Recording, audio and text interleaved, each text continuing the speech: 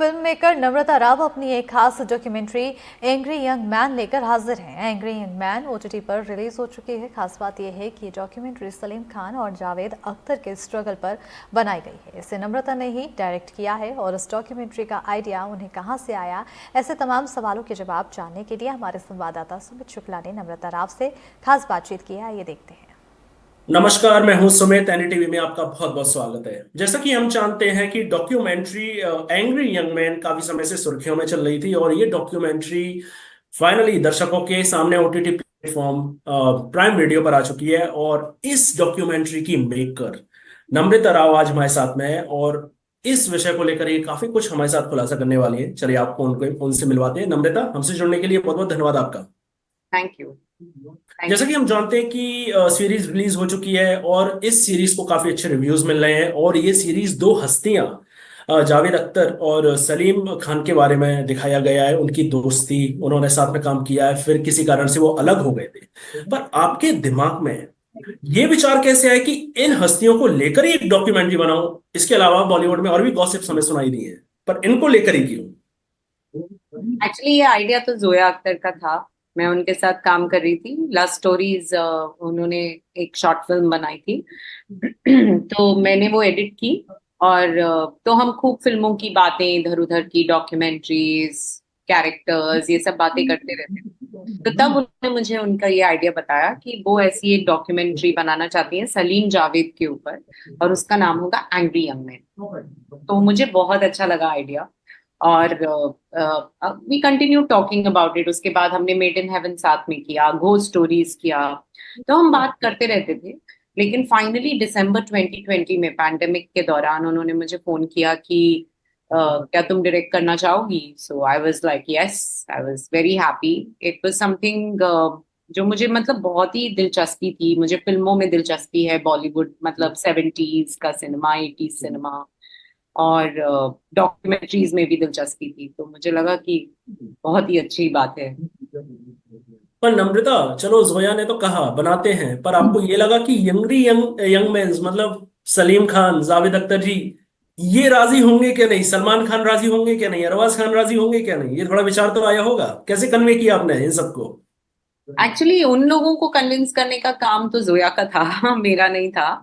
उनके कन्विंस होने के बाद मेरी एंट्री हुई एक्चुअली। जी। क्योंकि ये बनाने के लिए उन्होंने पहले सलीम सर से बात की। वो यहाँ मतलब आसपास रहते हैं, बांद्रा में, बॉम्बे में।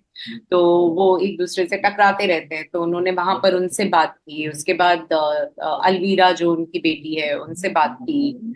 और ऐसे करके मतलब दोनों ने डिसाइड किया, दोनों कंपनीज, दोनों फैमिलीज ने। हाँ, सो पहले उन लोगों ने बात कर ली। उसके बाद मार्च 2021 की बात है कि पहली बार मैं सलीम सर, सलमान सर, उन सबसे मिली।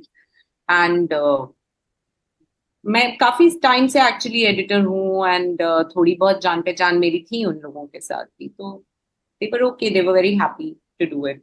डॉक्यूमेंट्री में काफी पर्सनालिटी दिखाई दी है। चाहे मैं धर्मेंद्र जी की बात करूं, रणवीर कपूर की बात करूं, ऋतिक रोशन की बात करूं, सलमान, रणबीर जोया। कपूर नहीं है। जी। रणबीर कपूर नहीं है। जी। सलमान खान, जोया, ये सब लोग हैं। तो इन सारी सारी पर्सनैलिटी को साथ में लेकर आना कितना मुश्किल रहा आपके साथ? आपके साथ?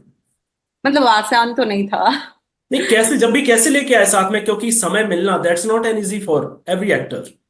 हाँ, तभी तो वक्त लगा एक्चुअली सब सेलिब्रिटीज का टाइम लेने में, उनको जब सहूलियत हो तब शूट करने में। तो इसीलिए हमको ऑलमोस्ट हमने 3 साल शूट किया है।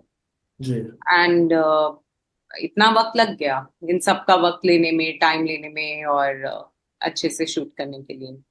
पर नम्रता, कभी एक मोमेंट तो आया होगा कि आपको लगा होगा कि ऐसा ना हो मैं कुछ गलत दिखा दूं स्क्रीन पर, जिससे कुछ कंट्रोवर्सी हो जाए, नहीं तो कोई नाराज हो जाए। ऐसा एक मोमेंट तो आया होगा कि संभल संभल के दिखाओ जो दिखाओ। नहीं, इतना तो मैंने नहीं सोचा ऑनेस्टली। मतलब ये सारी चीजें बाद में ज्यादा सोचने में आती हैं। जब हम बना रहे थे, शूट कर रहे थे, एडिट कर रहे थे, तो फोकस यही था कि उन दोनों की स्टोरीज को फुल जस्टिस होनी चाहिए, फुल पोटेंशियल पे आनी चाहिए।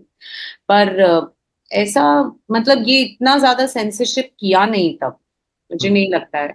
पर एक बार ही आप दिखाना शुरू करते हो लोगों को, तब ये सारी चीजें समझ में आने लगती हैं कि अच्छा ये इसको शायद ना अच्छा लगे ये वो। बट थैंकफुली मतलब बहुत ज्यादा तो तब भी नहीं लगा सच बोलो। पर कभी ये तो विचार आया होगा, काश ये डॉक्यूमेंट्री ना होते हुए ये फिल्म होती और ये सिनेमा घरों में रिलीज होती। नहीं, मेरे को तो मन था कि डॉक्यूमेंट्री होते हुए सिनेमाघरों में रिलीज हो, अच्छा। क्योंकि जो रियल पर्सनालिटीज हैं उनको देखने में भी एक मजा है, जो आप सिर्फ बिल्कुल। डॉक्यूमेंट्रीज में देख सकते हैं। अब आप फिक्शन बनाने जाते हैं तो फिर कोई और इनको प्ले करेगा, तो फिर वो अपनी पर्सनालिटी के हिसाब से भी प्ले करेगा, एक एक्टर होगा, तो वो उसका अलग मजा है। ऐसा नहीं है कि उसमें मजा नहीं है, तभी आप रियल लाइफ स्टोरीज लेके कुछ मतलब बहुत अच्छी बन सकती हैं फिल्में। लेकिन इस केस में मुझे लगता है कि बिकॉज ये दोनों बहुत एंटरटेनिंग हैं, बहुत फनी हैं और बहुत दिलचस्प तरह से अपने तजुर्बे सुनाते हैं, तो मैं चाहती थी कि ये डॉक्यूमेंट्री ही हो। पर ये बहुत अच्छा होता अगर मतलब बड़े पर्दे पे भी रिलीज हो। मतलब इंडिया में उतना कल्चर नहीं है, लोग इतना डॉक्यूमेंट्रीज जाके थिएटर्स में देखते नहीं हैं, हम्म। पर होपफुली इन द फ्यूचर ऐसा भी होगा। नम्रता, हम ये भी माने कि ये डॉक्यूमेंट्री मध्य प्रदेश के लोगों के लिए बहुत ही खास है। जैसे कि हम जानते हैं कि सलीम खान इंदौर के रहने वाले हैं, जावेद बिल्कुल। अख्तर ग्वालियर के रहने वाले हैं, दो पर्सनैलिटी हम्म। मध्य प्रदेश के रहने वाले हैं। तो हाँ ये जी। एमपी के लोगों के लिए खासकर है, वैसे वैसे पूरे भारत के लिए ये हम्म, बहुत जरूरी है, पर मध्य प्रदेश के लिए ये बहुत लोगों के लिए देखना बहुत जरूरी है, मुझे ऐसा लगता है। जी। हमने काफी शूट भी किया वहां पे एक्चुअली, उन लोगों के जहाँ पर वो लोग रहे बड़े बड़े, उतना यूज नहीं हो पाया वो सब कुछ, थोड़े थोड़े अच्छा, एक दो आप शॉट लिए। इंदौर आए थे? इंदौर ग्वालियर आए थे आप? जी। तो कहाँ शूट किया आपने इंदौर में, प्रॉपर उनके घर पर? हाँ, पलासिया। पलासिया, ओल्ड पलासिया। ओल्ड पलासिया, हाँ ओल्ड ये मैं पलासिया। थोड़ा भूल भी रही हूँ, ये 2021 की बात है। पर हम्म। हाँ, वो जहाँ पे वो पुलिस स्टेशन में उनके पापा डीआईजी थे, आप अगर देखेंगे सीरीज तो वो बात करते हैं उनके बारे में। तो हमने वो पुलिस स्टेशन में शूट किया, जावेद साहब के स्कूल पे शूट किया, और हाँ मतलब वहां पे काफी कुछ किया हमने। पर दो ही शॉट है अभी इंदौर के, एक रेलवे स्टेशन का शॉट है और एक दीवार का शॉट है। चलो, इंदौर की बात आती है तो इंदौर का शूट का एक्सपीरियंस कैसा रहा? काफी सेलिब्रिटीज खाने की सिटी की, हमारी सिटी की काफी तारीफ करते हैं, तो बहुत आपका मजा कैसा? आया, बहुत मजा आया, खूब पोहे जलेबी खाए हमने जी। और मतलब उनकी भी हॉस्पिटैलिटी बहुत अच्छी थी। उनके भाई वहां पे रहते हैं अभी भी, नईम नईम खान, वो हैं भी डॉक्यूमेंट्री में, आप देखेंगे वो उन्हीं के घर में उन्हें हमने शूट किया। एंड मतलब इतने वार्म लोग थे, बहुत अच्छे लोग थे, मतलब सबने हमको इतना वेलकम फील कराया। और खाने तो क्या कहूँ मैं आपको, बहुत मजे आए। सो अब मेरा अच्छा। जा जी, मेरा जाते जाते आपसे आखिरी सवाल। अब आगे चलकर नम्रता और कौन से दो दिग्गजों की डॉक्यूमेंट्री दर्शकों के सामने लेके